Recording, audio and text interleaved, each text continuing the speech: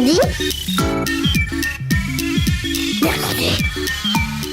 Salut à tous, on est des secondes du lycée Sévigné et aujourd'hui on va vous parler des Transmusicales. C'est un festival international de musique et on y est allé début décembre.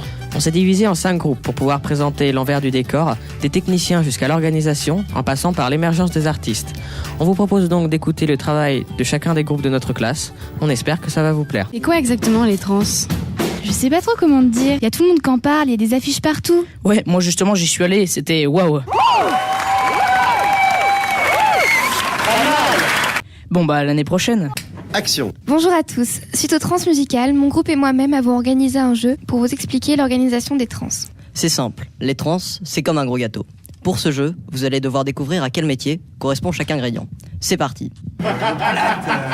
Alors, premier ingrédient, la farine. Je sais, c'est les techniciens. Deuxième ingrédient, le lait. Ce serait pas les 160 agents de sécurité ? Et les œufs. Oui, c'est facile, le jaune d'œuf pour les 86 artistes englobés par le blanc d'œuf. La levure, ingrédient si important. Ah, c'est facile ça. La levure, ça permet de faire gonfler le gâteau. Et la cerise sur le gâteau, Jean-Louis Brossard. Vous avez pu entendre parler de l'organisation et de l'ambiance des Transmusicales. Avez-vous entendu parler de ceux qui sont cachés dans les coulisses ? Mais dis-moi, Jamy, qui sont-ils et que font-ils ?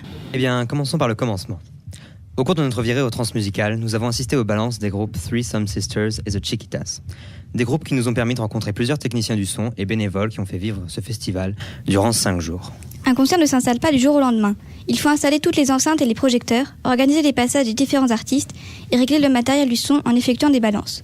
Cette mise au point assure le bon déroulement du concert. Il y a en gros 3 grands postes de techniciens. Il y a la partie son public qui est gérée par la console située au milieu de la salle.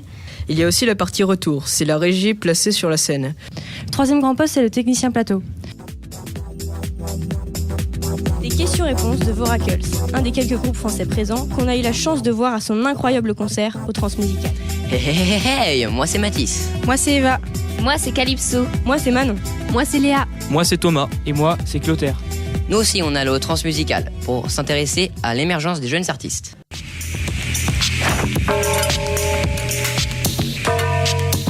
Comment vous êtes retrouvés ici au festival des Transmusicales ?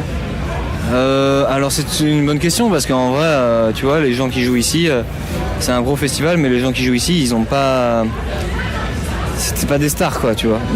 Et je joue devant beaucoup de gens ce soir là, et c'est la plus grosse date de ma vie. Là c'est hyper stressant quoi.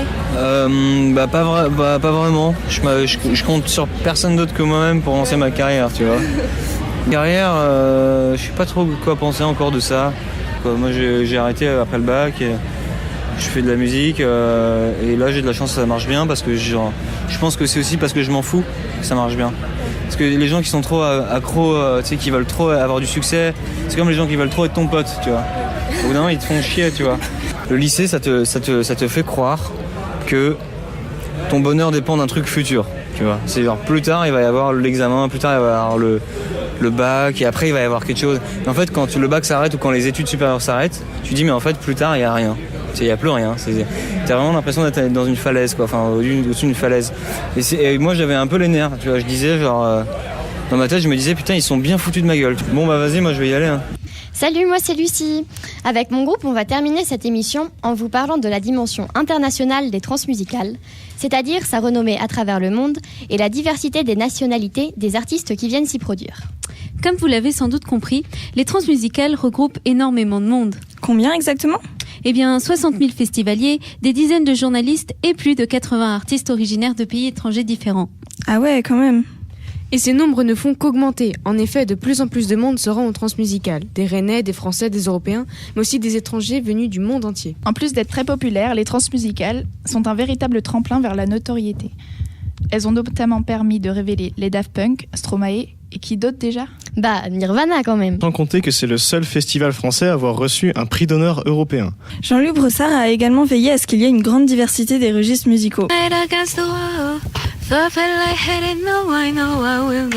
Ah non, pas ça. Donc voilà, je pense qu'on a fait le tour. C'était vraiment une super expérience. Alors rendez-vous l'année prochaine pour de nouvelles découvertes. C'était la seconde 9 du lycée Sévigné et j'espère que ça vous a plu. Nous, on a adoré construire ce projet dans le cadre de la littérature et société. Et bien sûr, on remercie nos professeurs Madame Dolé et Monsieur Leblanc et Salima sans qui on n'aurait jamais animé cette émission. Théo, le conducteur, et Marin, qui s'est occupé du montage, ainsi que toutes les personnes des trans qui nous ont accordé de leur temps pour les interviews. Je vous aime. Bisous.